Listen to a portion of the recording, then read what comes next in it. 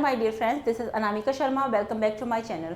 कैसे हैं आप सब लोग? आशा है कि सब लोग अच्छे और स्वस्थ होंगे। आज हम लोग अव्यय पढ़ेंगे और अव्यय से रिलेटेड जो भी क्वेश्चंस एग्ज़ाम्स में आते हैं और किस प्रकार से उन क्वेश्चनों को हम इजीली फाइंड आउट कर सकते हैं, आज के इस वीडियो में जानेंगे। तो वीडियो में अंत तक ज़रूर बने रहें। अगर आप लोग इस चैनल पे न्यू हैं तो सबसे पहले चैनल को सब्सक्राइब कर लें ताकि आने वाली सभी वीडियोस की नोटिफिकेशन सबसे पहले आप तक पहुंचे। तो वीडियो स्टार्ट करते हैं, देर न करते हुए वीडियो में अंत तक बने रहें। तो अव्यय जानेंगे कि अव्यय किसे कहते हैं। अव्यय ऐसे शब्द जिनमें लिंग, वचन, पुरुष अथवा किसी कारक आदि के आने से कोई भी परिवर्तन नहीं होता और कोई परिवर्तन नहीं आता, वो क्या कहलाते हैं? अव्यय कहलाते हैं। इसके अंतर्गत कैसे हो सकता है? कोई, कब, किधर, किंतु, तब, तथा, इसलिए शब्द आदि शब्दों का प्रयोग प्रायः देखा जाता है। और अव्यय के कितने भेद होते हैं? अव्यय के 4 भेद होते हैं। एक तो फर्स्ट होता है क्रिया विशेषण अव्यय, और क्या होता है? क्रिया विशेषण के साथ संबंध बोधक अव्यय होता है, समुच्चय बोधक और विस्मयादि बोधक अव्यय होते हैं। ये 4 अव्यय के मुख्य पार्ट हैं। और क्रिया विशेषण क्या होता है पहले हम जानेंगे, और क्रिया विशेषण के जो भेद हैं उनके बारे में जानेंगे। फिर आगे के जो संबंध बोधक, समुच्चय बोधक, विस्मयादि बोधक, उसके बारे में हम लोग बाद में पढ़ेंगे। तो आज हम पढ़ेंगे क्रिया विशेषण।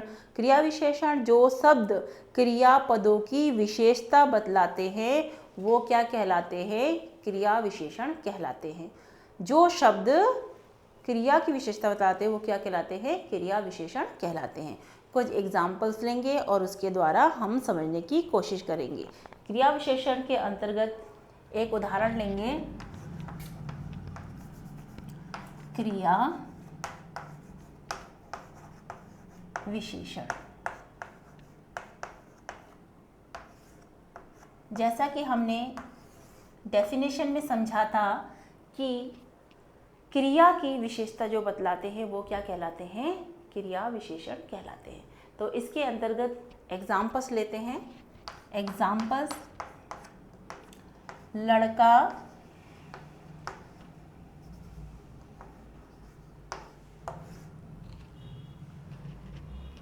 तेज दौड़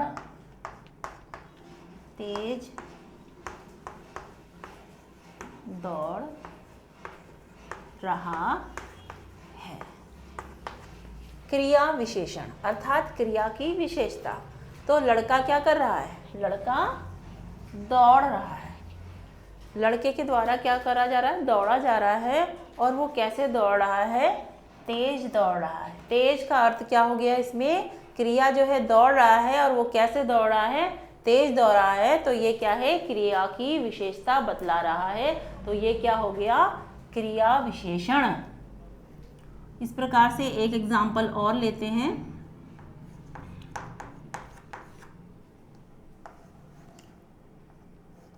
राधा जोर से रो रही है। इसमें क्या कर रही है? राधा क्या कर रही है? रो रही है। तो राधा के द्वारा क्रिया क्या हो रही है? रोना, रोया जा रहा है। तो जो कैसे रो रही है? वो जोर से रो रही है। राधा कैसे रो रही है? जोर से रो रही है। तो ये क्या है? क्रिया की विशेषता है। एक उदाहरण और लेते हैं। महेश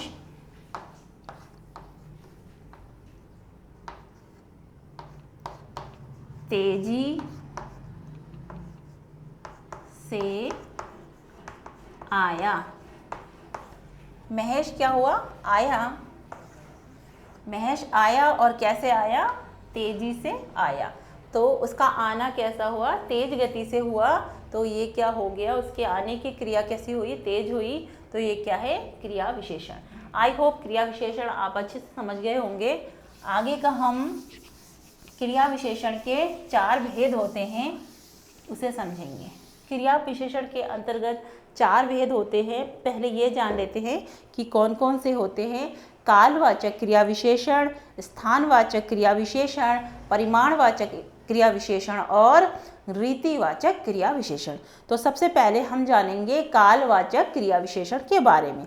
कालवाचक क्रिया विशेषण अर्थात जिस क्रिया विशेषण में काल का अर्थात समय का पता चलता है कि किस समय में वो क्रिया घटित हुई है, वो क्या कहलाती है? कालवाचक क्रिया विशेषण कहलाती है। तो कालवाचक क्रिया विशेषण के कुछ एग्जाम्पल्स लेंगे, उसके द्वारा हम लोग समझेंगे कि कालवाचक क्रिया विशेषण कैसे उदाहरणों के द्वारा बताए जा सकते हैं और एग्जाम्पल के द्वारा हम अच्छी तरीके से उसे समझ पाएंगे। तो कुछ उदाहरण लेंगे। कालवाचक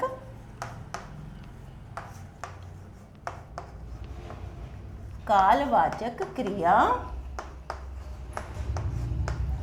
विशेषण।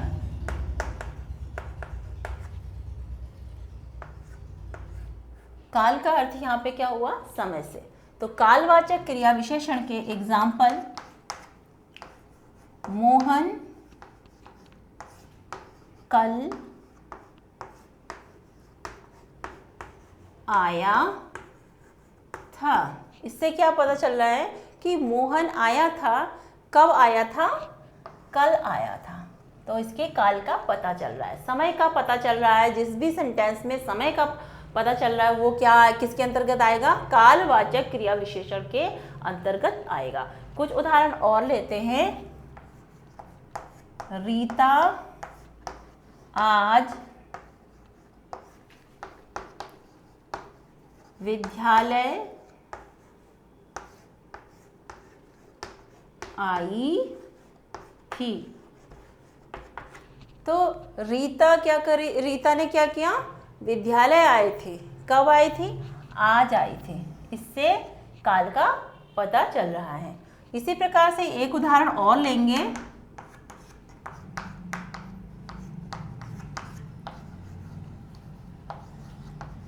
पिताजी शाम को घर आएंगे। प्रायः इस प्रकार के शब्दों का प्रयोग होता है। पिताजी शाम को घर आएंगे। तो पिताजी के आने का जो समय है वो क्या होगा? कालवाचक क्रिया विशेषण के अंतर्गत आ रहा है। आई होप बहुत इजी है। आप एक बार इसको देख लेंगे। आप लोग अगर अपनी कॉपी में इसको नोट डाउन कर ले और एग्ज़ाम से पहले सिर्फ एक बार इसे रिवीजन कर ले तो आपको किसी भी प्रकार की डिफ़िकल्टीज नहीं आएगी किसी भी क्वेश्चन पेपर को सॉल्व करने में, अगर इस प्रकार के क्वेश्चन आते हैं तो आप लोग इस प्रकार से प्रैक्टिस और भी करते हैं। आपके पास जो भी बुक्स हैं उसमें जितने भी एग्जाम्पल्स हैं उनको रोज़ सॉल्व करते रहे। मैं हर दिन यही कहती हूँ आप लोगों को पढ़ाते वक्त। क्रिया हमने पढ़ा कालवाचक क्रिया विशेषण के बारे में। अब पढ़ेंगे हम स्थानवाचक क्रिया विशेषण के बारे में। स्थानवाचक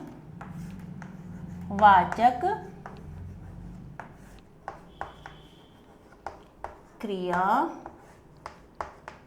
विशेषण।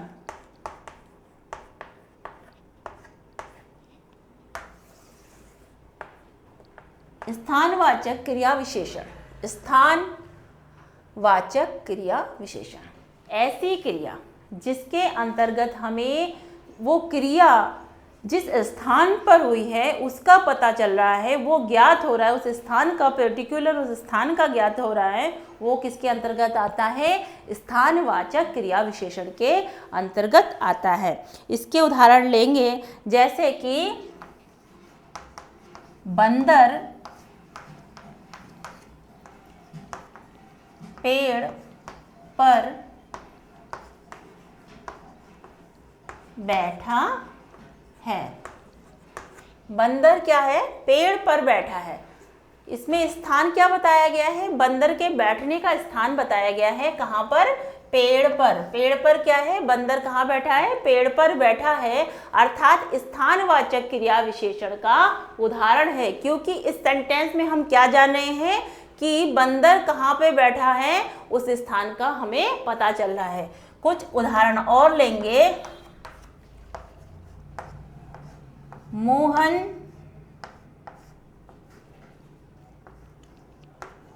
छत पर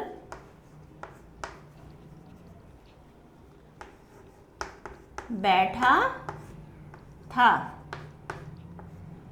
इसमें बताया जा रहा है कि मोहन कहाँ पर बैठा था, तो मोहन कहाँ बैठा था, छत पर बैठा था।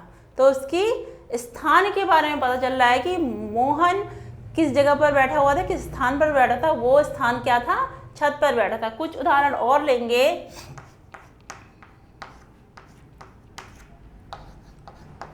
राधा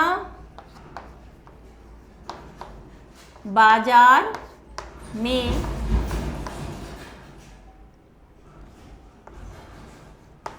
मिली थी।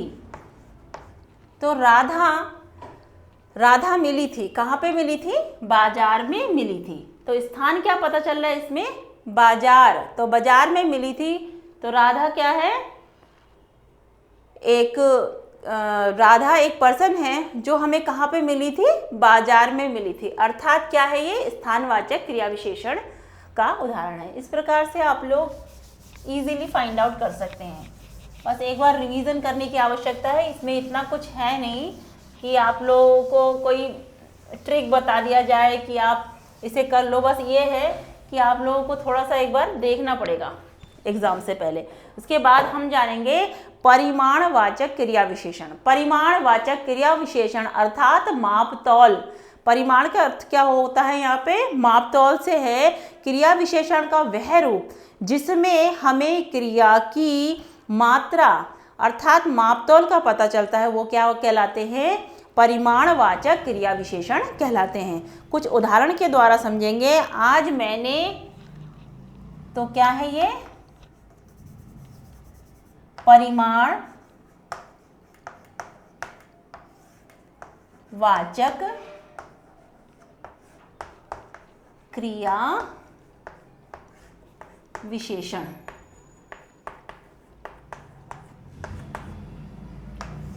परिमाणवाचक क्रिया विशेषण अर्थात मापतौल के बारे में बताता है। तो इसका एग्जाम्पल लेंगे हम।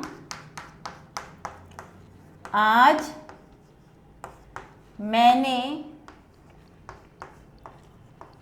ज्यादा खा लिया। तो इसमें परिमाण पता चल रहा है। क्या परिमाण पता चल रहा है, ज्यादा। आज मैंने क्या किया, ज्यादा खा लिया। हिसाब से ज्यादा जितना मैं भोजन करती हूँ उससे ज्यादा खा लिया। तो क्या हो गया, ये परिमाणवाचक क्रिया विशेषण का उदाहरण हो गया। कुछ उदाहरण और लेंगे जो कि इम्पोर्टेंट है। राम ने आज थोड़ा सा नाश्ता किया।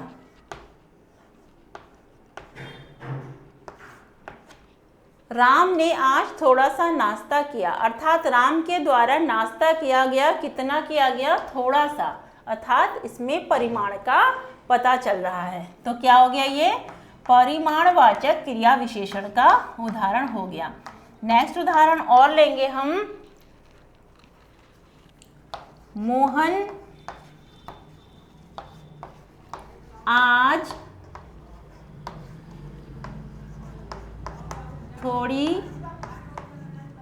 देर से उठा। अब मोहन उठा, कब उठा, थोड़ी देर से उठा। इस प्रकार के उदाहरण प्रायः परिमाणवाचक क्रिया विशेषण के अंतर्गत देखे जाते हैं। अब हम जानेंगे इसका जो फोर्थ पार्ट है क्रिया विशेषण का, रीतिवाचक क्रिया विशेषण, उसके बारे में जानेंगे। रीतिवाचक क्रिया विशेषण अर्थात क्रिया विशेषण का वह रूप क्रिया विशेषण का वह रूप जिसमें हमें यह पता चले कि क्रिया कैसे रीति से हुई है, वो क्या कहलाएगी? क्रिया विशेषण के अंतर्गत रीतिवाचक क्रिया विशेषण कहलाएगी। एग्जाम्पल लेंगे तो एग्जाम्पल के द्वारा ही आप लोग इसे समझ पाएंगे, नहीं तो आपको ऐसा लगेगा कि रीतिवाचक क्रिया विशेषण क्या होता है, थोड़ा समझने में डिफिकल्टीज आएगी। आई होप इतना जो मैंने आपको बता दिया ये आप लोगों को क्लियर हो गया होगा। अब हम जानेंगे रीतिवाचक क्रिया विशेषण के बारे में। रीतिवाचक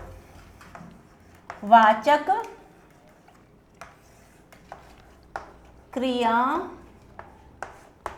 विशेषण। अब क्रिया किस रीति से हुई है, इससे हमें क्या ज्ञात होगा कि रीतिवाचक क्रिया विशेषण क्या होते हैं। एग्जाम्पल लेंगे, एग्जाम्पल के द्वारा समझेंगे। एग्जाम्पल है कार तेजी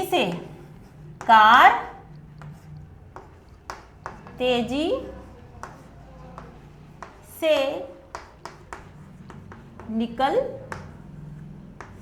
गई। अर्थात कार जो है निकल गई, कैसे? तेजी से निकल गई। किस रीति से निकली है? वो तेजी से निकली। ये क्या हो गया? रीतिवाचक क्रिया विशेषण का उदाहरण होगा। नेक्स्ट उदाहरण और लेंगे। मनोज धीरे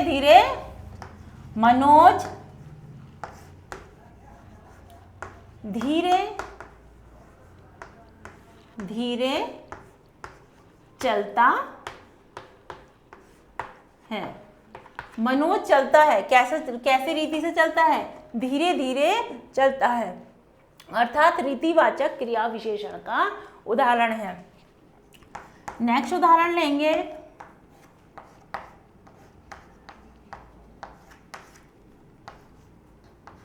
सीता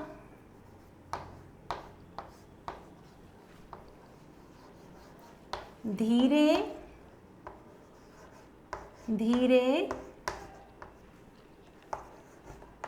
चलती है। सीता चलती है, कैसे चलती है? धीरे धीरे चलती है। इस प्रकार के शब्दों का प्रायः प्रयोग किया जाता है रीतिवाचक क्रिया विशेषण के अंतर्गत। आई होप ये वीडियो आप लोगों के लिए हेल्पफुल साबित होने वाली है। जिन लोगों ने अव्यय को नहीं पढ़ा था पहले कभी, आज उनकी अच्छे से पढ़ाई हो गई होगी। और एक बार हम लोग फिर से रिवीजन कर लेते हैं अव्यय के बारे में। अव्यय ऐसे शब्द जिनमें लिंग, वचन, कारक आदि से कोई भी परिवर्तन नहीं होता, वो जैसे होते हैं वैसे ही रहते हैं, उसमें कोई परिवर्तन नहीं होता, वो क्या कहलाते हैं? अव्यय कहलाते हैं। और अव्यय के कितने भेद होते हैं? 4 भेद होते हैं। कौन कौन से? क्रिया विशेषण, संबंध बोधक, समुच्चय बोधक और विस्मयादि बोधक।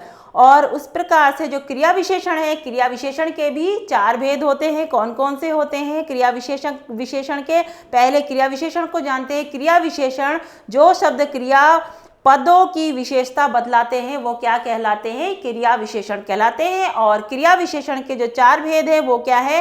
कालवाचक क्रिया विशेषण, स्थानवाचक क्रिया विशेषण, परिमाणवाचक क्रिया विशेषण और रीतिवाचक क्रिया विशेषण। तो कालवाचक क्रिया विशेषण का तात्पर्य है जिससे हमें समय का पता चलता है, क्रिया के समय का पता चलता है, वो क्या कहलाते हैं? कालवाचक क्रिया विशेषण कहलाते हैं। और स्थान वाचक क्रिया विशेषण अर्थात क्रिया किस स्थान पर हुई है इसका पता चलता है स्थानवाचक क्रिया विशेषण से। और परिमाणवाचक क्रिया विशेषण का तात्पर्य है कि उस क्वांटिटी अर्थात मात्रा के बारे में पता चले क्रिया की, तो वो क्या कहलाते हैं? परिमाणवाचक क्रिया विशेषण कहलाते हैं। और रीतिवाचक क्रिया विशेषण अर्थात क्रिया विशेषण का वह रूप जिसमें हमें यह पता चले कि क्रिया कैसे रीति से हुई है, तो वो क्या कहलाते हैं? रीतिवाचक क्रिया विशेषण कहलाते हैं। आई होप आप लोगों को किसी भी प्रकार का डाउट नहीं हुआ होगा। कोई भी डाउट्स अगर आप लोगों के मन में हैं तो आप लोग कमेंट बॉक्स में आके मुझसे पूछ सकते हैं। मैं आप लोगों के सारे प्रश्नों का आंसर देने की पूरी कोशिश करूंगी। आप लोगों ने अगर प्रीवियस वीडियोस नहीं देखे हैं तो मेरा आप लोगों से रिक्वेस्ट है कि आप लोग प्रीवियस वीडियो को देखें, क्योंकि मैंने उसमें बहुत बेसिक चीज़ें बहुत अच्छे तरीके से विस्तार से समझाया है। अगर आप लोग बेसिक चीज़ों को अच्छे से पढ़ लेंगे तो आगे की जितनी वीडियोस हैं, जैसे रस है, अलंकार है, छंद है, ये सब टॉपिक मैं आपको आगे की वीडियोस में बताने वाली हूँ। उनको समझने में आपको कोई भी प्रकार की किसी भी तरह की डिफ़िकल्टीज नहीं आएगी।